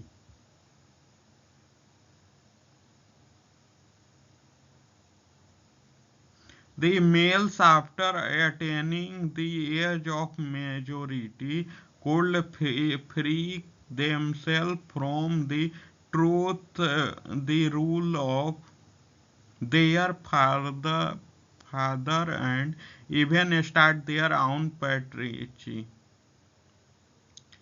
क्या है कि अधिकांश शासक का मूल पूर्वज के सबसे बड़े बेटों के माध्यम से वंश के में बहुत सख्त रीति रिवाजों द्वारा चुना जाता था। अक्सर यह नियम काफी पूर्ण होता था, इसमें हमेशा संपत्ति, कमाई और अनुबंध शामिल होते थे। यह पूरी तरह से कुलपति की मर्जी पर निर्भर था। शासित के पास कुछ और भी नहीं था जिसे हम अधिकार के रूप में सोच सकते हैं, लेकिन अपने परिवार के लिए प्रावधान करना कुलपति की एक प्रथागत जिम्मेदारी है। वयस्कता की आयु प्रदान करने मतलब वयस्क मतलब जवान होने के बाद, मतलब ये अप्रोक्स 32, 35 या 40 के एज का की आयु प्राप्त करने के बाद पुरुष अपने पिता के शासन को खुद को मुक्त कर सकते थे। यहाँ तक कि अपनी खुद की प्रतिष्ठा भी शुरू कर सकते थे। मतलब जब बच्चे हो गए तो प्रतिष्ठा शुरू हो ही जाएगा, as a normal. They sovereign.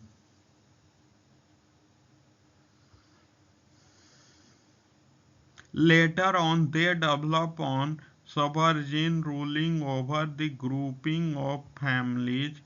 This rule is the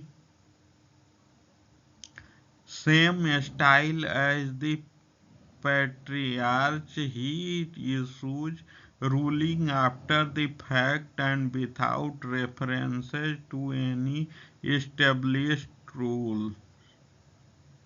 Primitive man at this stage supposed that the gods themselves or Greek Greek dedicated to the king what to award. The name of the award by them mistake. They are here important to note that these are not law but pronounced judgment. The pattern of them helps in creating a custom which is opposite to the theory that the law embodied the customs of a previous era. क्या होता है कि बाद में जब परिवार समूह एक समूह पर जब एक संप्रभु शासन विकसित करते हैं, यह उन शासन उनकी कुलपति के समान है, यह तथ्य के बाद और किसी भी स्थापित नियमों के संदर्भ के बिना निर्णय जारी करता। इस स्तर पर आदिम मनुष्य का मानना था कि देवता यूनानियों के लिए थेमिस राजा को निर्देश देते थे कि उसे क्या पुरस्कार देना है। पुरस्कारों का नाम थेमिस्टेट्स था। यहाँ यह ध्यान महत्वपूर्ण है कि ये कानून नहीं बल्कि घोषित निर्णय है। थेमिस्ट का पैटर्न एक प्रथा बनाने के में मदद करता है जो सिद्धांत के विपरीत है कि कानून पिछले युग की प्रथाओं को मूर्त रूप देते हैं।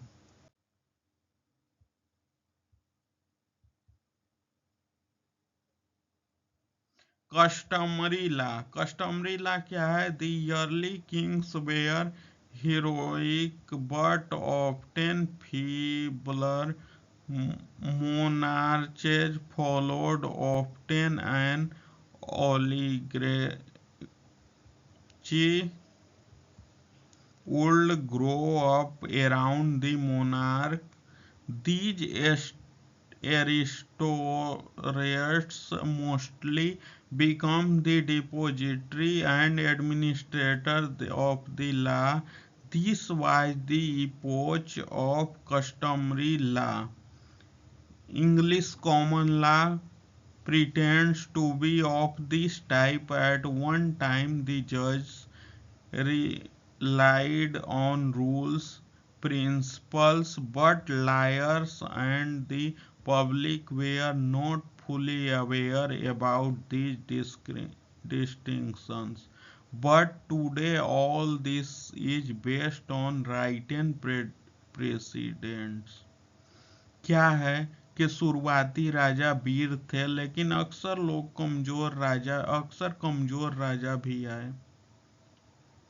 अक्सर राजा के इर्द गिर्द वीर राजा का क्या मतलब था? जो मतलब कि दूसरे राजाओं या उसके द्वारा आक्रमण किए जाने पर वो जीत जाते थे, उसको वीर राजा कह दिया जाता था। और जो कमजोर, जो हार गए या उन्होंने सुलहनामा कर लिया कि अपने शासन में, तो वो राजा हुए, उनको कह दिया गया कि कमजोर राजा हो गए। अक्सर राजा के इर्द गिर्द कुलीन विकसित हो जाता है, कुलीन तंत्र विकसित हो जाता था। ये कुलीन लोग ज्यादातर कानून के निक्षेपक और प्रशासक बन जाते थे। यह प्रथागत कानून का युग था। अंग्रेजी आम कानून इस प्रकार का होने का दिखावा करता है। एक समय में न्यायाधीश नियमों सिद्धांतों पर भरोसा करते थे, लेकिन वकील और जनता इन अंतरों के बारे में पूरी तरह से जागरूक नहीं थे। लेकिन आज यह सब लिखित मिसालों पर आधारित है। अकॉर्डिंग टू द हिस्ट्री, प्राचीन का इतिहास, मध्यकालीन इतिहास और जो आधुनिक इतिहास है, उन तीनों पर। लीगल कोड, लीगल कोड क्या है? Finally, a legal code has been written down. This happened just after the invention of writing. क्या था? लीगल कोड, एक कानूनी संहिता लिखी गई। यह लेखन के आविष्कार के बाद ठीक हुआ। Quite often the initial code were mixed of civil, religious and moral issues. But at last we have arrived at a stage where the legal system becomes recognizable. In most of the cases, the flavor of the initial code in the form of earlier patriarchal practical era and primarily deals with relationship between the families or between the patriarchs of the families was retained. क्या है कि अक्सर होता था कि प्रारंभिक संहिता में नागरिक, धार्मिक और नैतिक उद्देश्यों का मिश्रण होता था, मुद्दों का मिश्रण होता था। लेकिन आखिरकार एक ऐसे चरण में पहुंच गए हम लोग जहां कानूनी व्यवस्था पहचानने योग्य हो गई। ज्यादातर मामलों में पहले के पितृसत्तात्मक युग के रूप में प्रारंभिक संहिता का संवाद और मुख्य रूप से परिवारों के बीच या परिवारों के कुलपतियों के बीच संबंधों से संबंधित है। It was only after 800 in English history, 800 ईस्वी के बाद, 800 history, when king Alfred the great declared that the law would be present in the written so that people could know about the law related to the fact. I date the beginning of the libertarian revolution from this point. क्या है कि अंग्रेजी इतिहास में यह 800 ईस्वी के बाद ही हुआ, जब राजा अल्फ्रेड और द ग्रेट ने घोषणा की कि कानून लिखित रूप से मौजूद होगा ताकि लोग तथ्य से संबंधित कानूनों के बारे में जान सकें। इसकी पढ़ाई के लिए कॉलेज, स्कूल भी खोले गए थे, जो रूल बनते थे उसके में पुस्तकालय भी खोले गए थे उस जमाने में, ताकि लोग तथ्य से संबंधित कानून के बारे में जान सकें। मैं इस बिंदु से लिबर्टेरियन क्रांति की शुरुआत की तारीख तय करता हूं, उस लिबर्टियन जब थे तब। इंडिविजुअल क्या है? पर्सनल विशेष था। In the next stage, the legal code started dealing with individual rather than just the patriarchs. It even begins to regulate the relation within the family, contractual relationship.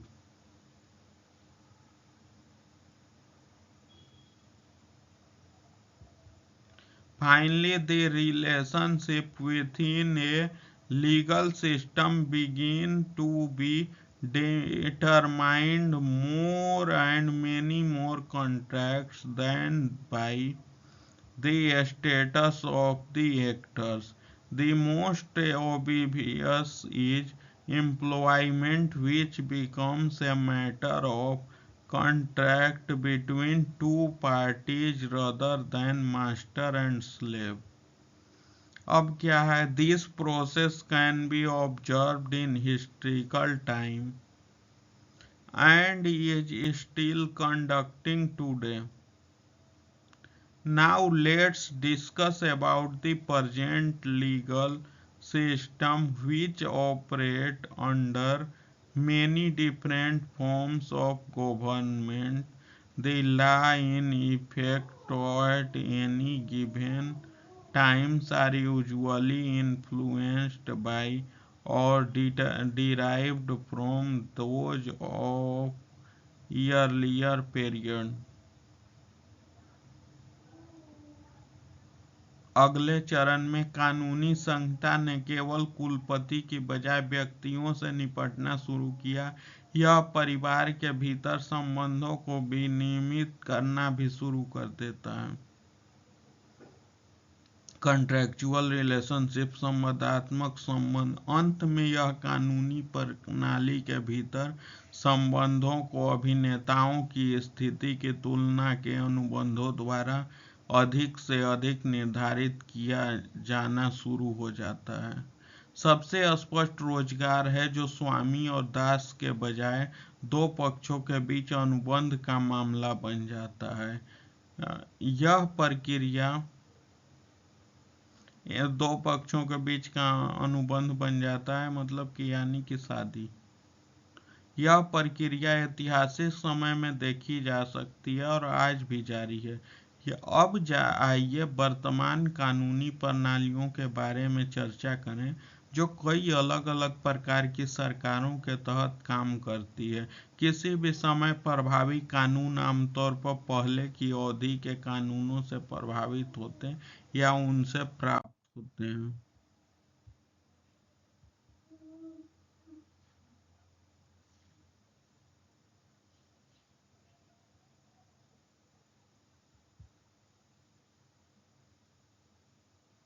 The relationship activity among people of a society are also subject to certain rules and regulations. Government keeps regulating those activities which influence our daily life most closely.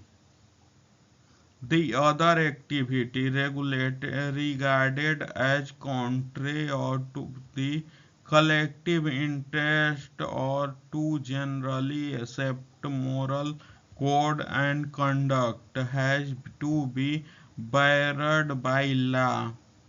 The existing government authorities then provide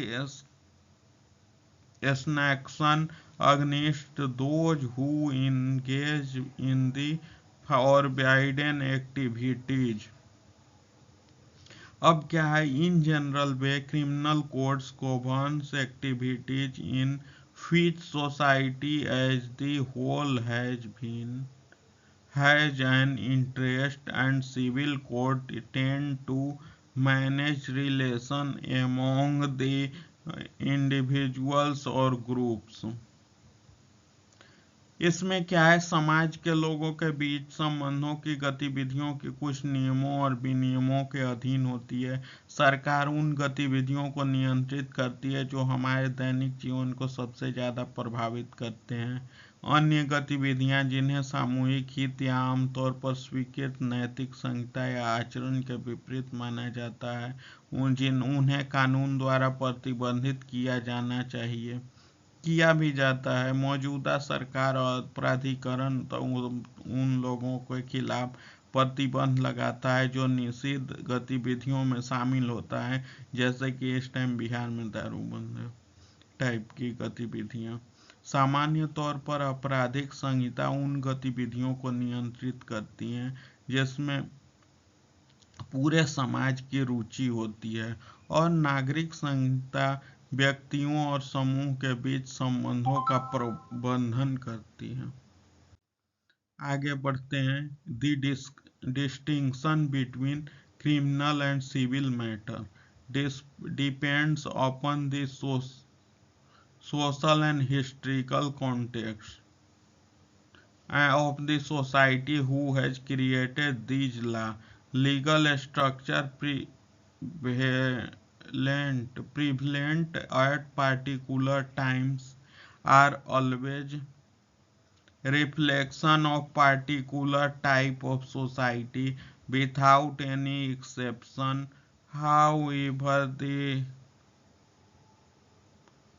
dynamics of their operation represent a human activity that depends on decision making. इसमें क्या है कि आपराधिक और दीवानी मामलों के बीच का अंतर उस समाज के सामाजिक और ऐतिहासिक संदर्भ पर निर्भर करता है जिसने इन कानूनों के बनाया है। विशेष समय पर प्रचलित कानूनी संरचनाएं हमेशा विशेष प्रकार के समाजों की प्रतिबिंब होती हैं, हालांकि बिना किसी अपवाद के उनके संचालन की गतिशीलता एक मानवीय गतिविधि का प्रतिनिधित्व करती हैं जो निर्णय लेने पर निर्भर करती हैं। Legal decision making is nearby always vested in some kind of court or tribunal.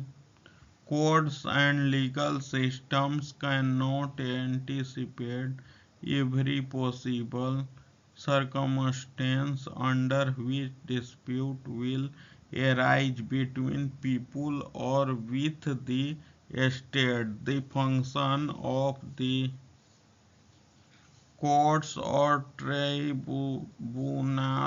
tribunals therefore is to make reasoned judgment in particular cases. They try to apply the general principle to the legal code to the particular circumstances of a given situation.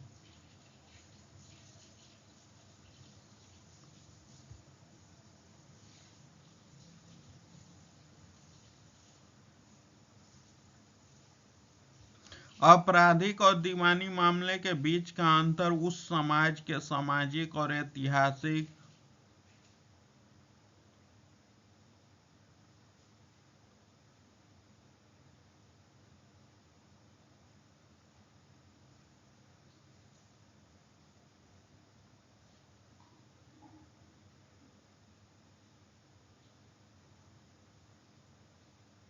बीच का अंतर उस समाज के सामाजिक एवं ऐतिहासिक संदर्भ पर निर्भर करता है जिसने इन कानूनों को बनाया गया है। विशेष समय पर प्रचलित कानूनी संरचनाएं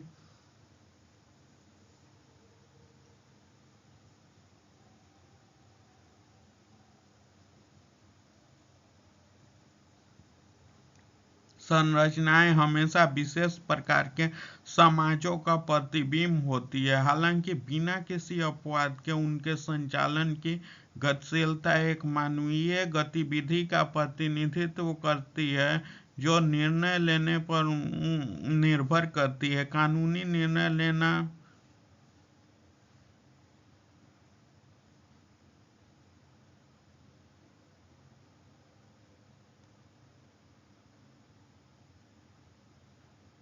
लगभग हमेशा किसी न किसी तरह के न्यायालय या न्यायाधिकरण में निहित होता है। कोड और कानूनी प्रणालियां हर संभावित परिस्थिति या अनुमान नहीं लगा सकती,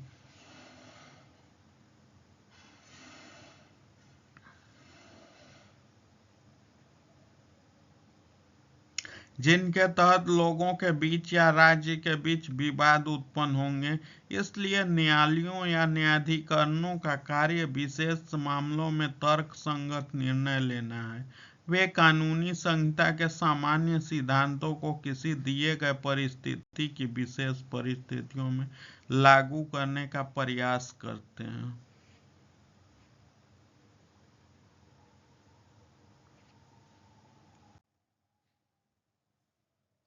to exercise their function responsibility. Courts and have always sought way to ascertain the facts surrounding a particular case. The relationship between law and science had developed out of common interest in factual information. All through the concept of scientific fact and legal facts are often quite different. So the application of scientific method can often provide factual information that is relevant to the legal proceeding and would not be available without the intervention of science. Relevance of forensic evidence in trial. क्या है forensic evidence in trial? Through there is no denial of importance of forensic science in contributing towards delivery justice system. Certain limitation of existing legal system tend to make it is a subject of discussion. इसमें क्या है, अपने कार्य की जिम्मेदारी को निभाने के लिए न्यायालयों ने हमेशा किसी विशेष मामले के से जुड़े तथ्यों का खोज तरीके खोज किए हैं। कानून और विज्ञान के बीच संबंध तथ्यात्मक जानकारी में एक समान रुचि में विकसित।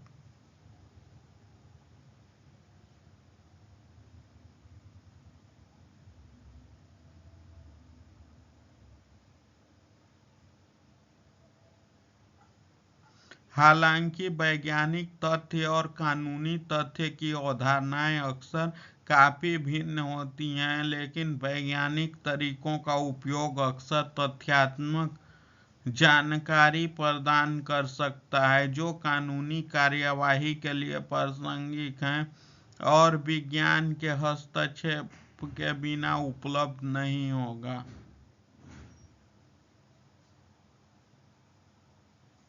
मुकदमे में फोरेंसिक साक्ष्य की प्रासंगिकता। हालांकि न्याय प्रणाली में योगदान देने में फोरेंसिक विज्ञान के महत्व से इनकार नहीं किया जा सकता, इसलिए मौजूदा कानून प्रणाली की कुछ सीमाएं इसे चर्चा का विषय बनाती हैं। अब आगे बढ़ते हैं। The limitation of being adversarial system of justice. The judges and lawyers possess inadequate scientific knowledge, a must for comprehending and evaluating forensic evidence. For covering the documented ills of the forensic science discipline, this is of great importance as forensic science is but the handmaiden of the legal system. There are some serious issues regarding the competence and the quality of the current forensic science system, yet the courts continue to rely on forensic evidence without fully understanding the addressing the limitation of different forensic science disciplines. This profound combination of law and science, especially in the context of law enforcement, emphasizes its need for improvement in the forensic science community. न्याय की प्रतिकूल प्रणाली होने की समीक्षाएं, सीमाएं and समीक्षाएं। न्यायाधीशों और वकीलों के पास फोरेंसिक विज्ञान विषय की प्रलेखित बुराइयों को ठीक से जानने के लिए अपर्याप्त वैज्ञानिक ज्ञान प्रलेखित बुराइयों को ठीक करने के लिए अपर्याप्त वैज्ञानिक ज्ञान फोरेंसिक साक्ष्य को समझने और उसका मूल्यांकन करने के लिए आवश्यक है। यह बहुत महत्वपूर्ण है क्योंकि फोरेंसिक विज्ञान कानूनी प्रणाली की दो दासी है। वर्तमान फोरेंसिक विज्ञान प्रणाली की क्षमता और गुणवत्ता के बारे में कुछ गंभीर मुद्दे हैं। फिर भी अदालतें भिन्न फोरेंसिक विज्ञान विषयों की सीमाओं को पूरी तरह से समझे और संबोधित किए बिना फोरेंसिक साक्ष्य पर निर्भर रहना जारी रखती हैं। कानून और विज्ञान का यह गहरा संयोजन विशेष रूप से कानून प्रवर्तन के संदर्भ में फोरेंसिक विज्ञान समुदाय में सुधार की आवश्यकता पर जोर देता है। Final words: like, share and subscribe. If you're passionate about forensic science and want to learn more about this incredible field, hit the subscribe button and now they become part of our growing community. जो आया है वो subscribe करके जाओ, क्योंकि video बनाने में मेहनत लगती है। Like this video, giving up thumbs up, having question drop them in the comments, share this channel with friends, college classmates and colleges. Thank you for being here. Let's explore forensic science together. Thanks for watching video. For more educational content, please like, share and subscribe.